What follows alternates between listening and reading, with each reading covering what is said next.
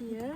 Tammy and I were talking about how many women were walking the Camino, whether alone or in pairs, as compared to men, and how unlikely it would be for me to befriend another male.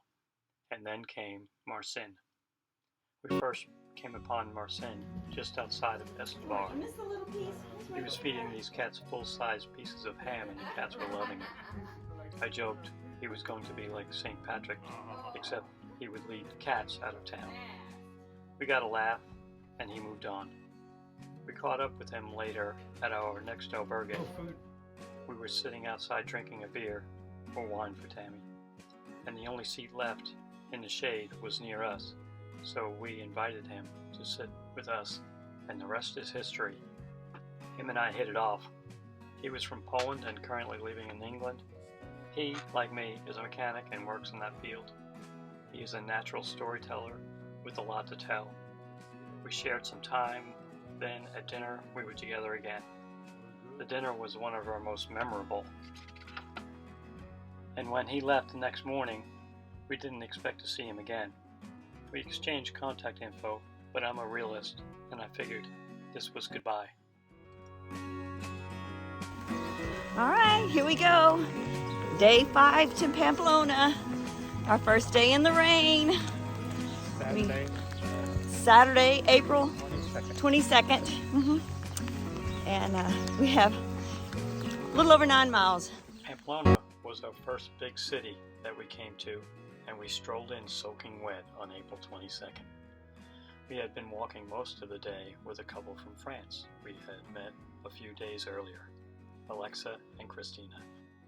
We were pretty wore out on this day because we didn't have a reservation and we were getting in later due to the distance. We planned on spending a day here, and originally it was going to be a hotel first, then an albergue the second night. Somewhere along the way we changed that, but when we got to the albergue, or actually after we sat in line for a bit, they said they were full, so Tammy came through with a hotel room that was 3 minutes walking down the road. So back to the original plan. Pamplona is the capital of the Navarre province. This is where they do the running of the bulls during the Feast of San Fermin in July. The city, or camp, was founded in 75 BC by Roman General Pompey, for which the city is named. It's the first major stop for pilgrims and has many beautiful buildings and churches. We got cleaned up and rested in our hotel room, then headed out to explore and eat. We just got seated with some tapas, or pinchos as they are called here, when Tammy spotted Marcin. He had just ordered a pizza, so he brought it over and we ate together once again. Afterwards, we walked a bit through the city and took some fun pictures with the local monuments. Before long, it was time for goodbye. Just as it was before, and just how it would be again many more times with many more people. We parted ways with the hope of someday seeing each other again. In my mind, though, is the reality that it's most likely a final goodbye. I'm not being negative about this, it's just my experience in life. In my life, there are many people in my past that I said goodbye to, fully expecting to see them again, and never did. At least not yet anyway. Doesn't mean I forgot about them.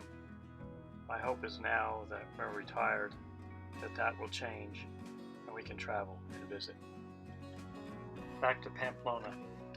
The next day was a true rest day, with a nice big breakfast and even a nap before checkout at noon. We easily got beds at the albergue after a strenuous 3-minute walk. The day went by with a walk in a park and visits to some of the sites in the ancient city. The city is a good example of a walled city. This type of city is common in Europe due to its turbulent past. What they did here with a part of the old wall was truly amazing. The area was just beautiful and a great place for visitors and locals alike. And ducks. What a cool little area. This is the wall that's around the ancient Pamplona city, the history center. And this was the moat that was, around the wall. And they've just turned it into this amazing sanctuary. Back there I showed the deer and the chickens and the peacocks, and so this is actually really cool. This park is amazing.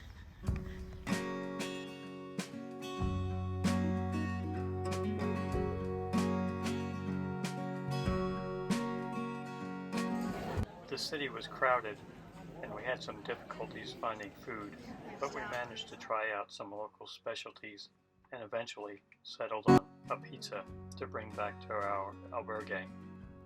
We had a nice dinner and a chat with a gentleman from England. We gave our leftovers away and went to bed. We love to see places like this, but the thing is, we are not really city people. The crowds and the noise are fun for a short time, and then we're done. Good morning. This is our earliest start yet. It's 6:47, and that's just because everybody was waking up and making noise, so we just got up and got started. We have right at 10.5 miles today. This is day 7 of our Camino de Santiago, and we are headed to Utrecht. So let's get the day started. We're looking for coffee first. Cafe con leche. The next morning got us up and out by 6:45, our earliest day yet and one of the earliest of the entire journey. It was a 10-mile or 16-kilometer day ahead of us to Utrecht, still slack packing. The poppies are getting more prevalent. Unfortunately, this is where we realized that rest days don't exactly mean the next walking day will be easier. My watch says we've done about 5 miles. Not sure, I think my watch may be a little off today. But anyway. Pushing 5, but doesn't feel like it. It does, we're getting really good at it. It was good though. It was a steady climb up to the sculpture of the Pilgrims Caravan, one of the most photographed sites of the Camino. Of course, we waited until there was nobody around and snapped our pictures. I'll have something to say about that later on. There is also another site just over the hill that resembles Stonehenge, but it is not nearly as old. Not long after, we met up with Chris from Germany again, and again she walked with us for a while. We talked some more, and then she was gone. Not before she took a short video of us. Thanks, Chris. We didn't get many of these. We had another nice communal dinner at Casa Bastan, where we stayed in Utrecht. By this point, I was starting to realize that this path is more than just a trail with picturesque views, stunning architecture, and beautiful flowers. To many people, this way is a type of therapy, an escape from their lives, or jobs, or family, a place to go to meet other people, or not meet other people, a place to tell their stories, or listen to others. Many of them are on this trail for their second or third time, and initially I thought, why would you do this more than once, when there are so many other trails to walk? But I was starting to realize what was going on. At least one person told me they were doing it again because they did it too fast the first time. I can see that. I'm a sayings guy, and one famous saying is, stop and smell the roses. I think that saying must have come from this path, because on this trail, you literally have to stop and smell the roses. Good morning from day 7 on the Camino de Santiago. It was a perfect temperature this morning. I think it's 53. We are leaving Casa Bastan, where we stayed last night in Ur- Uturga. Uturga. And now we're heading on. So let's go and get the day started. We have a little bit of a short day today. I think we're only going to walk about 7 miles before we stop, but we'll see. See how it is when we get going.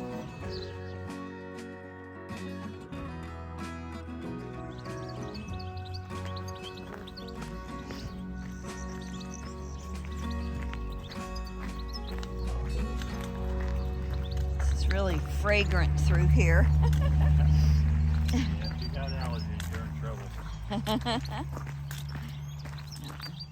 On our way to Manaru, we passed through Puente Lorena, which means Queen's Bridge. This village is home to 2 churches of the Gothic style. The first, Iglesia de el Crucifijo, was stunning. It holds a crucifix from the 14th century that was brought by pilgrims from Germany. The second, Iglesia del Santiago, was a masterpiece of stonework. This church was built in the 12th century for St. James. Just beautiful. As you pass through this town, you come to the bridge for which it is named. Another fine display of the stone craftsmanship we've seen throughout this adventure.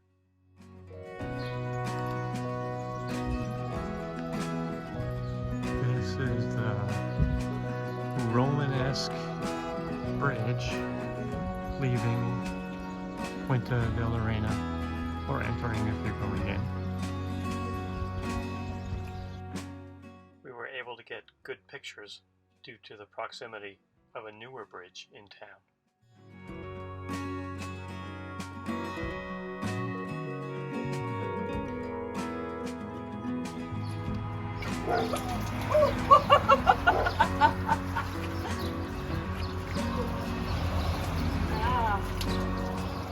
By this point on our adventure, we were really thinking about the extra things in our packs and whether or not we really needed all of it. We were still using the baggage transfer for my pack most of the time, and then I or Tammy would carry her pack and the other would carry a small pack we had. I had started doing something I called 1 a day throwaway, which meant each morning I would find something in my pack to either give away, donate, or throw away. Marcin got a kick out of this idea, and in making fun of how long we planned to take, he told Tammy she better watch out by the end. Anyway, it was something I kept up with the entire time, and not always voluntarily. Somehow, every time I forgot to do my throwaway, I would accidentally leave something behind, usually something I needed. Oh no. We had also resolved to pack a box in Burgos with stuff we no longer needed, like cold weather stuff, and mail it on to Santiago. Brilliant, except it got cold again. Leaving Manaru, we started talking with a young lady named Shim Ping, or Tasha, from Taiwan. We had seen her and spoke with her briefly in Pamplona, and maybe one other time. She seemed very young to me and appeared to be having difficulties with her gear. We started walking together and sharing our stories. Turns out, she was older than she appeared, and although she appeared disorganized on trail, she seemed to really have her life together off trail. Before long, we were on our own again, and passing through some gorgeous villages like Syracuse, the village on the hill, Laura, and Villa Torretta with the medieval bridge. Found some trail magic, had lunch with Tasha, whom we ran into again. This would be the case for the next few days. Some like Chex Mix, some corn nuts, some water, and there was a little bin for donations. So it was welcomed. Yeah, a little handful of salty corn nuts and a piece of toast with olive oil. It was really good. Our next town was Estella, which was another beautiful medieval walled city with historic bridges, imposing towers and fortress-like churches. The city has a long history with kings and Camino pilgrims. The cathedral, Iglesia San Miguel, was truly immaculate. Little by little, as we go through these small cities, we find these majestic buildings, built hundreds of years ago, mostly for the sole purpose of protecting Christians, making their way to Santiago to visit the newly discovered tomb of St. James. I begin to realize there's more to this story. The skill and manpower involved in constructing these buildings must have been a task in itself. I'm pretty sure, even with all the technology we have today, that we wouldn't be able to match the strength and beauty of these structures again. Good morning from day 10 on the Camino de Santiago. We're headed out early again. No food, no coffee. Hopefully there'll be something soon. We're in a fairly busy town, but we had a pretty rough time finding dinner last night. But what we found was a hidden gem. We had the best paella we've ever had, ever in Spain. It was delicious. But we're headed out early this morning, and we're going to Valle Mayor. So it's going to be a little short day for us, about 6.5 miles, and then we'll be stopping for the day. So It's supposed to get warm today. yeah, it's going to be hot. The 80s, probably the warmest day. So start out early. Let's go. The next morning was an early start to try to beat the heat. Plus, I think Tammy knew it was wine fountain day. Puente de Vino, as it's known locally. The Puente, or fountain, is basically a promotional item for the major product of this region, the Rioja, which is wine, red wine, or vino tinto to be more specific. It is very good wine, maybe not the best out of the fountain, but very good otherwise. It could have been that we still had toothpaste mouth that made it taste funny. No, I don't think it is. I just come on real fast. Buen camino. Perfect. Anyway, we ran into Tasha again, and we each had a drink. She took a break, and we carried on to Villa Mayor, the town, the castle on the hill. Alright, now we'll take a little walk up to that peak right there. Look at those ruins and see what the rest of the land looks like. Let's do it. Okay, I made it to the castle walls or monastery walls or whatever this is up here. Now I'm gonna find a way in. Should be an entrance somewhere. Let's check it out. Okay, found the stairs. Let's go up here and check it out. Look at the view so far. Just stunning. All right.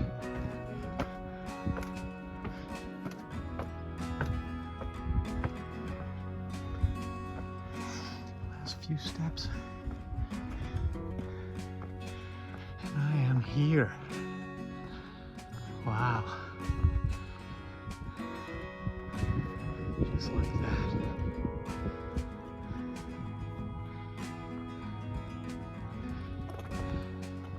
There's a bell up here. I wonder if anybody ever rings it.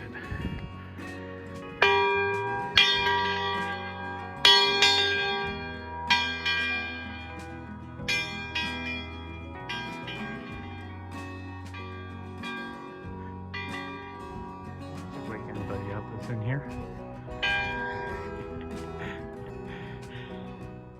Castillo de San Esteban. I tried to find some history about this structure but came up short. It has been referred to as a hermitage by at least one person writing about it. seems to be somewhat taken care of. The views were just fantastic. This would be a great place for sunset. The next day, April 29th, was 7 miles to Vienna with our full packs. We are still hearing from our fast Camino friends, Marcin and Leah, both of which had just passed the 554 kilometer mark and sent pictures. We couldn't help but wonder if they even spoke to each other, or maybe just the standard Buen Camino that we all do.